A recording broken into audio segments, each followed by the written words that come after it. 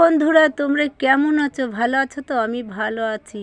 দেখি ব্যাগের মধ্যে এটা কি নিয়ে এসছে আমার মেজো জামাই, মানে আমার মেজদির জামাই, অভি জামাই। দেখো, দেখি তো বন্ধুরা।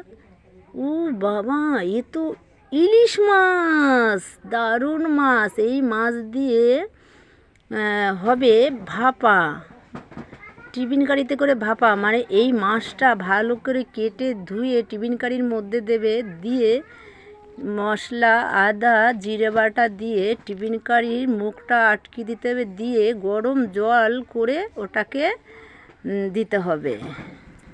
এরপরে দেখি ব্যাগে আর কি আছে। দারুণ দারুণ তেলাপিয়া মাছ। এটা এই তেলাপিয়া মাছ দিয়ে আলু আর শিম দিয়ে ঝোল হবে। তো বন্ধুরা, এই যে ইলিশ মাছের ভাপা বললাম যে হবে,